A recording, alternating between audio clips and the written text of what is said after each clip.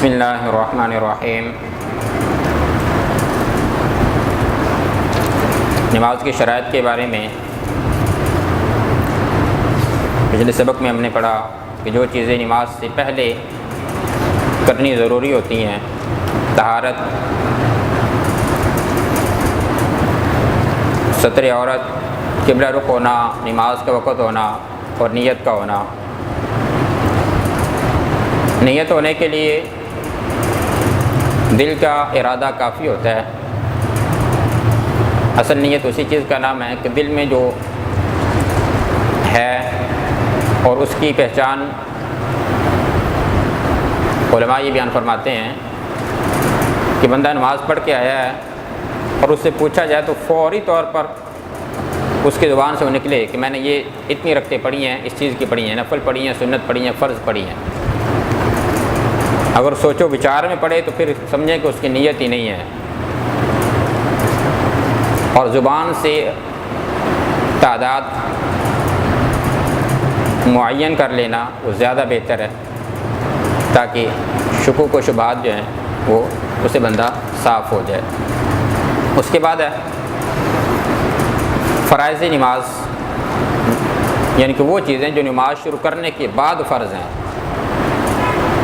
اور ان میں سے اگر کوئی ایک چیز بھی رہ جائے تو سرے سے نماز ہوتی نہیں ہے، نہ سجدہ سہو کرنے سے کمی پوری ہوتی ہے، نہ کسی اور چیز کے ذریعے سے پوری ہوتی ہے، تو نماز دوبارہ پڑھنی پڑتی ہے۔ اس کو کہتے ہیں فرائض۔ مثلا سب سے پہلے تکبیر تحریمہ، پہلی جو تکبیر ہے یہ فرض کا درجہ رکھتی ہے، اور باقی جو تکبیرات ہیں رکوع و سجود کے لیے وہ سنت ہیں۔ ان میں سے اگر کوئی رہ جائے تو مسئلہ نہیں ہے۔ اسی طرح اگر امام اونچی آواز سے تکبیر نہیں کہی اور سجدے سے یہ کھڑا ہو گیا ہے، یہ سجدے میں چلا گیا ہے، تو پیچھے والوں کو بھی امام کو دیکھ کر اسی رکن میں چلے جانا چاہیے۔ اس سے نماز میں کوئی فرق نہیں پڑتا کیونکہ وہ سنت ہیں۔ پہلی جو تکبیر ہے وہ فرض ہے۔ نماز کے آغاز کے لیے جو اللہ اکبر کہا جاتا ہے اسے کہتے ہیں تکبیر تحریمہ۔ تحریمہ کا معنی ہوتا ہے کہ اب وہ تکبیر کہہ دی ہے کہ جس کے بعد وہ کام جو نماز سے پہلے جائز تھے اب حرام ہو گئے، اب منع ہو گئے۔ تحریمہ حرمت کے معنی میں کہ پہلے کھانا پینا، بات چیت کرنا، گفتگو کرنا سارے جائز تھے، اب اللہ اکبر کہہ کر وہ سارے کام حرام ہو گئے ہیں، منع ہو گئے ہیں، اب صرف اللہ کی عبادت کی طرف توجہ رکھنی ہے۔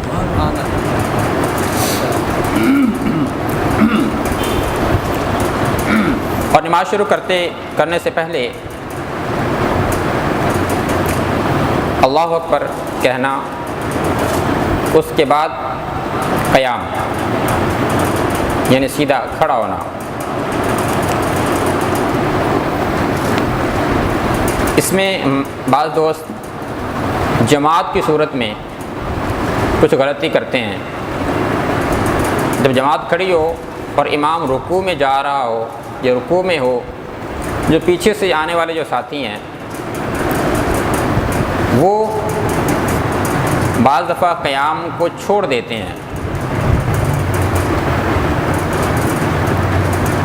تو وہی کرتے ہیں کہ اللہ اکبر اور سیدھے رکوع میں جانے کی کوشش کرتے ہیں، تو اس سے جو ہے ان کا قیام رہ جاتا ہے۔ قیام کے لیے کم از کم ایک لمحے کے لیے کھڑا ہونا، اللہ اکبر اللہ اکبر، دوسری مرتبہ پھر اللہ اکبر کہہ کے رکوع میں جائے۔ ایک ہی تکبیر سے نماز میں داخل بھی ہوں اور رکوع بھی کریں تو ایسا جائز نہیں ہے۔ اس سے نماز کا قیام کا ایک رکن جو ہے وہ رہ جاتا ہے۔ اگر وہ رہ گیا تو آپ کی ساری کی ساری نماز جو ہے وہ ضائع ہو جائے گی، کیونکہ قیام فرض ہے۔ تو وہ ایک لمحے کے لیے بھی اللہ اکبر پھر اللہ اکبر، اگر اس کے بعد اس تھوڑے سے قیام میں بھی اگر آپ کو رکوع نہیں ملتا تو نہ ملے، آپ کی نماز کی بنیاد تو بن گئی۔ اسی چیز کو حضور نے بیان فرمایا کہ جب نماز کے لیے آؤ تو سکون کے ساتھ آؤ، وقار کے ساتھ آؤ، دوڑتے ہوئے۔ یہ بعض دفعہ ہمارے دوست ہیں مسجد میں بھاگنے کی کوشش کرتے ہیں رکوع میں ملنے کے لیے، تو یہ مسجد کے تقدس کے خلاف ہے۔ نماز کے لیے جو آنا ہے باوقار طریقے سے، اس سنت کی بھی خلاف ورزی ہے، تو وقار کے ساتھ آئیں، اطمینان کے ساتھ آئیں۔ حضور نے فرمایا کہ وقار و سکون کے ساتھ آؤ، جو جس کو امام کے ساتھ پالو اسے حاصل کر لو، جو رہ جائے دوبارہ پڑھ لو، کیا جلدی ہے؟ حضور نے خود بیان فرمایا کہ جتنا امام کے ساتھ مل جائے اسے حاصل کر لو، اور جو رہ جائے اسے بعد میں پورا کر لو۔ تو خواہ پھر اتنی ذرا سی جلدی کرنے کی کہ جس سے ایک ہمارا قیام کا رکن رہ جائے اور ہماری نماز کی بنیاد ہی ختم ہو جائے، تو پھر ہمارے 10 منٹ لگانے کے فائدے ہی اگر نہ ہو تو پھر الٹا نیکی کرنے کے گناہ کر بیٹھیں۔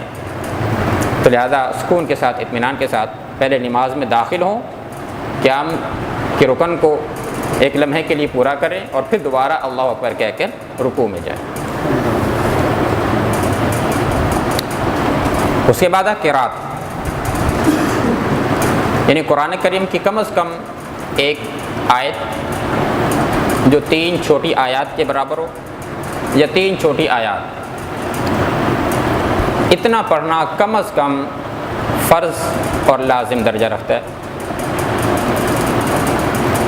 اگر کسی بندے نے نماز شروع کی اور نہ سورہ فاتحہ پڑھی، نہ کوئی قرات کی، ایسے خیالات میں گم ہو گیا فوری طور پر ہی اور رکوع میں چلا جائے، تو اس کی نماز نہیں ہوگی، کیونکہ اس کا قرات کا رکن وہ رہ گیا، قرات والا فرض رہ گیا۔ ہاں اگر کسی بندے نے سورہ فاتحہ پڑھ لی لیکن اگر سورت ملانا بھول گیا، تو اب کم از کم سورہ فاتحہ پڑھ لیا، کم از کم اس نے قرات کر لی، جو فرض چیز تھی وہ چاہے سورت فاتحہ پڑھنے سے پوری ہو جائے یا کوئی اور سورت پڑھنے سے ہو جائے، اس کا فرض ہو گیا۔ اب سورت ملانا جو تھا وہ آگے ہم پڑھیں گے، وہ واجبات میں سے ہے، وہ واجب رہ جائے تو پھر سجدہ سہو کر کے اس کمی کو پورا کیا جا سکتا ہے۔ لیکن یہ چیزیں بھی ہمیں سیکھنے سے پتہ چلے گا کہ کون فرض ہے اور کون واجب ہے، کس کو کون سی چیز رہ جائے تو ہمیں دوبارہ سے پڑھنی پڑے گی، کون سی چیزیں رہ جائے تو سجدہ سہو کرنے سے کمی پوری ہو سکتی ہے۔ ظاہر یہ چیزیں علم سے تعلق رکھتی ہیں، سیکھنے سکھانے سے تعلق رکھتی ہیں، تو اللہ ہمیں ان چیزوں کو مزید بہتر انداز سے سیکھنے کی توفیق عطا فرمائے۔ تو قرات، اور قرات میں ایک یہ ہے کہ کتنی آواز سے قرات ہونی چاہیے۔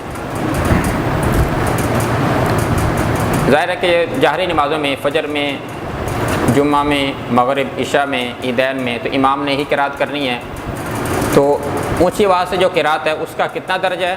اس کا یہ ہے کہ کم از کم جو پہلی صف والے ہیں وہ سن لیں۔ اگر کوئی اسپیکر وغیرہ کی سہولت نہیں ہے تو یہ نہیں ہے کہ ہم امام اتنا گلا پھاڑ کر پڑھے کہ ساری جماعت ہی سنیں، اتنا فرض نہیں ہے۔ فرض اتنا ہے کہ پہلی صف والے کم از کم اس کی آواز کو سن لیں،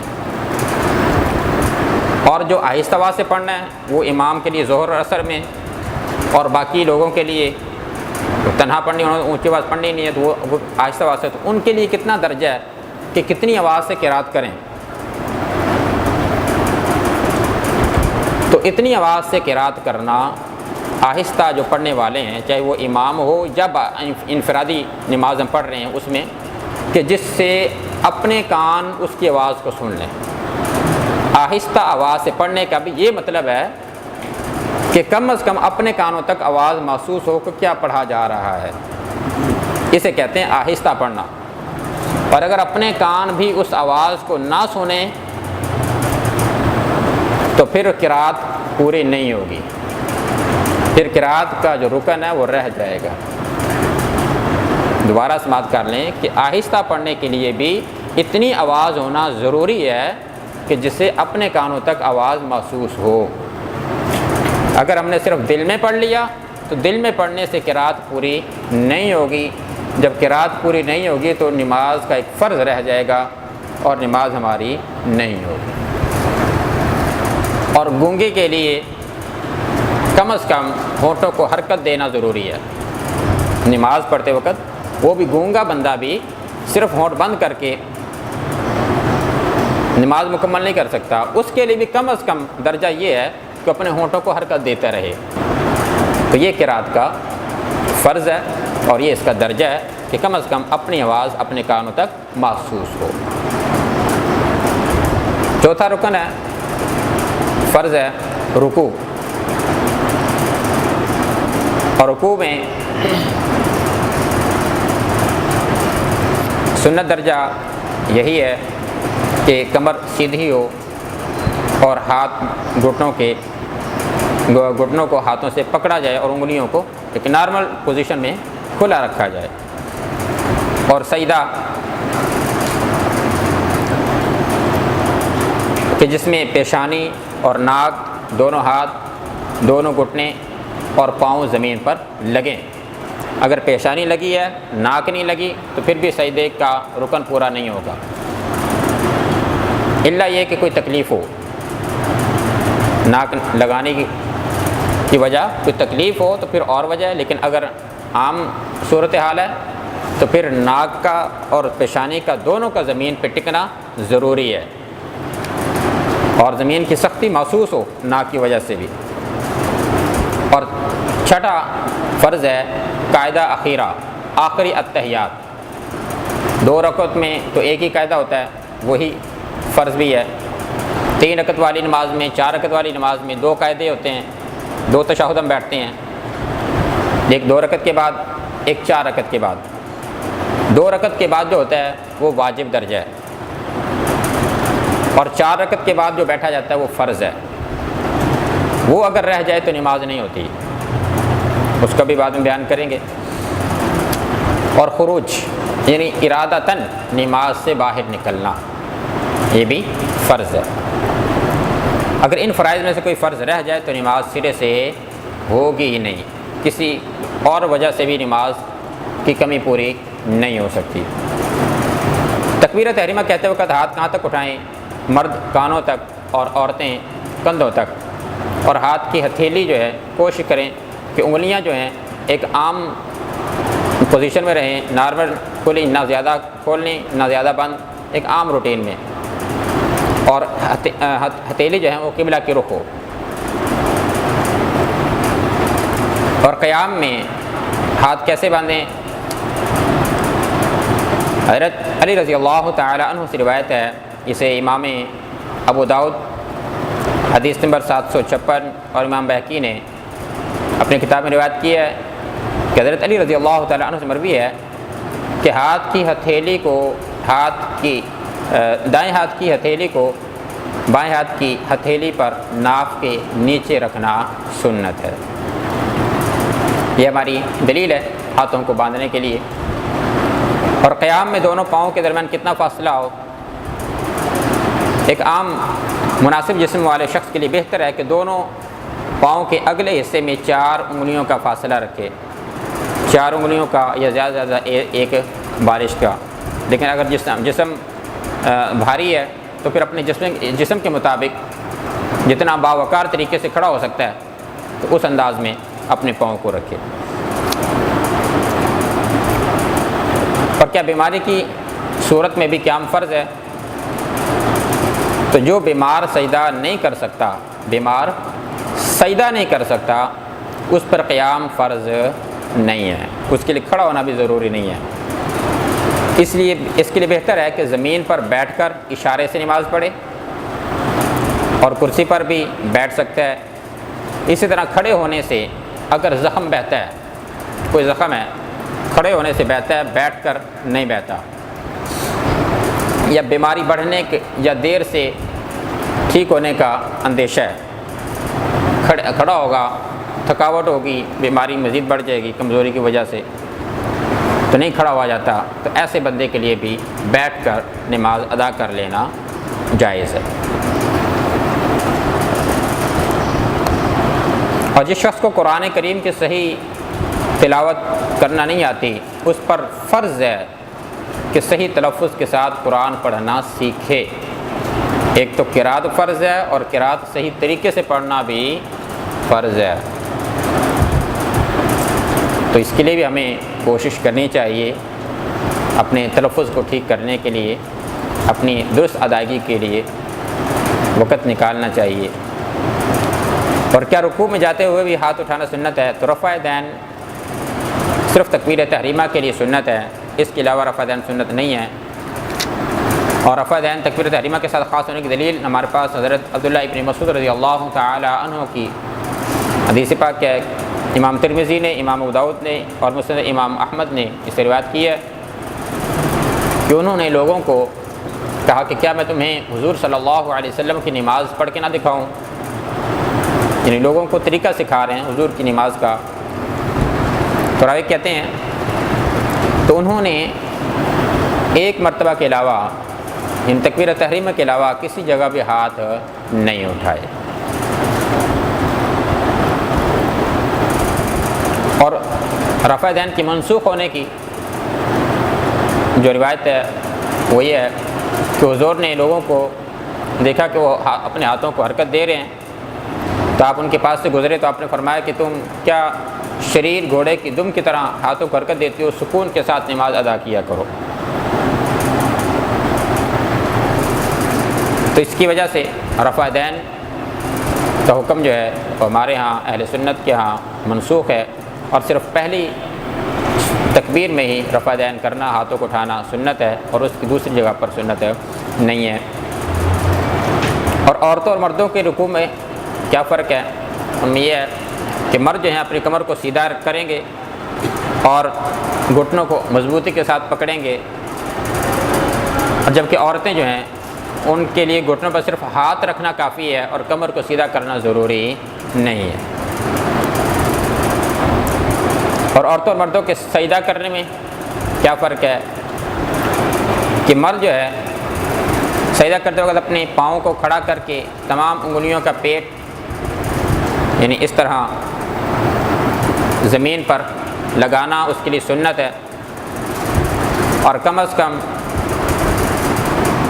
3 انگلیوں کا پیٹ زمین پر لگانا واجب درجہ ہے، اور کم از کم 1 انگلی تو کم از کم پاؤں کا انگوٹھا وہ تو زمین پر لگا ہونا فرض درجہ ہے۔ بعض دوست جو ہیں اس میں بھی کوتاہی کرتے ہیں کہ سجدہ میں جا کر پاؤں کو پیچھے سے زمین سے اٹھا لیتے ہیں، بعض دفعہ ان کا ایک پاؤں مکمل طور پر ہوا میں ہوتا ہے، تو ایسا کرنے سے سجدہ صحیح ادا نہیں ہوگا۔ تو جب ایک فرض بھی ہمارا رہ جائے تو پھر ساری نماز بھی ختم ہو جاتی ہے، لہذا اپنے تمام اراکین کو احسن طریقے سے ادا کرنے کی کوشش کرنی ہے۔ جبکہ عورتیں سمٹ کر بازو زمین کے ساتھ لگاتی ہیں اور پاؤں بھی زمین پر بچھا لیتی ہیں، اور اسی طرح مرد کے لیے بازوؤں کو اپنے رانوں اور اپنے پیٹ سے جدا رکھنا سنت ہے، لیکن جماعت کی صورت میں اس بات کا خیال رکھنا چاہیے کہ جماعت کی صورت میں اگر ہمیں اپنے بازوؤں کو کھلا رکھنے میں دوسرے بندے کی تکلیف نظر آتی ہے، ساتھ والا تنگ ہوتا ہے، تو پھر ایسا نہ کریں کہ ایک سنت کو پورا کرتے کرتے کسی مسلمان کو اذیت پہنچانا یہ جائز نہیں ہے۔ اگر تنگی کی صورت ہے تو پھر اپنے بازوؤں کو نرم کر کے جتنا ممکن ہو اتنا کر لیں، زیادہ چوڑانے کی ضرورت نہیں ہے۔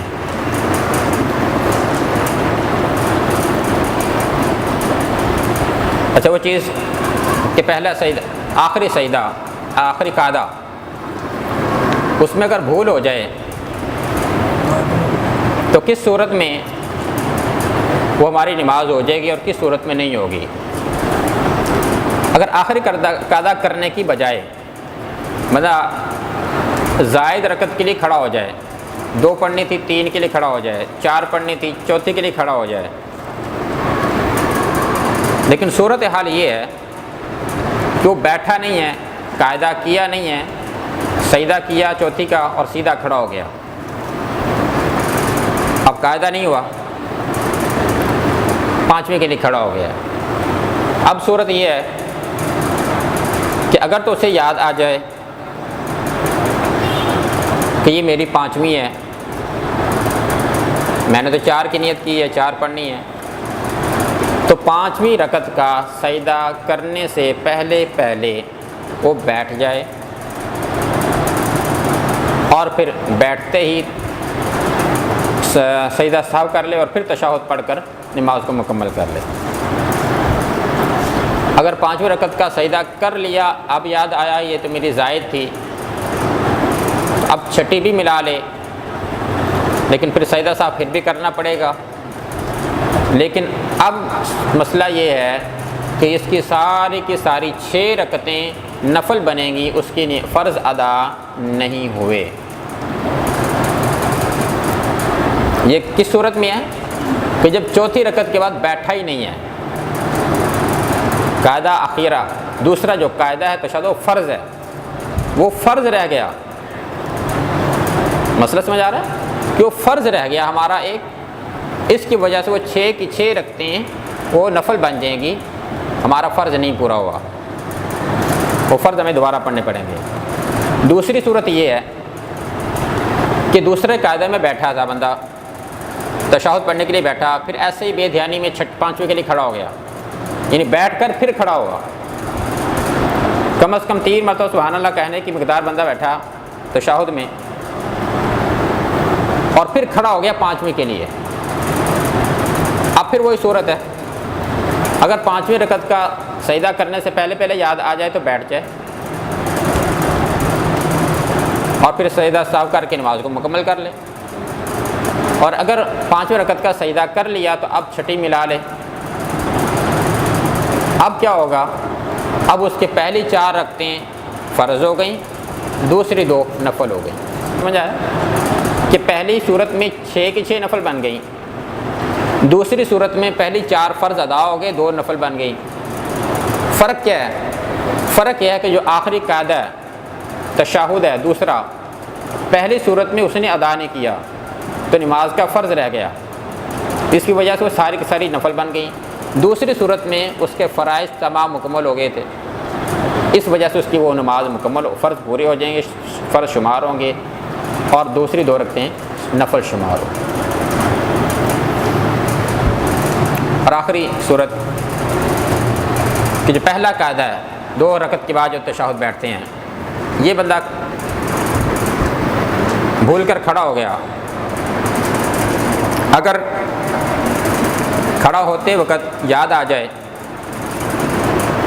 کہ میں نے تو بیٹھنا ہے، تو جب تک جو ہے اگر ٹانگیں سیدھی نہ ہوں تو بیٹھ جائے اور اس پر سجدہ سہو لازم ہے، یعنی آدھا کھڑا ہوا ہے، یاد آ کے تو فوراً بیٹھ جائے، تو پھر سجدہ سہو لازم نہیں ہوگا، اور پھر تشہد پڑھ کے پھر دوبارہ کھڑا ہو جائے۔ اگر سیدھا کھڑا ہونے کے بعد یاد آیا کہ میرا تو قاعدہ اولا رہ گیا ہے، تو اب بیٹھنے کی اجازت نہیں ہے، اب نماز پوری کرے اور آخر میں سجدہ سہو کر کے اپنی نماز کو مکمل کرے۔ اللہ تبارک و تعالیٰ سے دعا ہے کہ اللہ ہم سب کو ان مسائل کو احسن طریقے سے سمجھنے کی اور انہیں ادا کرنے کی توفیق عطا فرمائے۔ اللہم صلی علی سیدنا و مولانا محمد وعلی آلہ وصحبہ وبارک وسلم۔ آپ دیکھ رہے ہیں مسلم چینل۔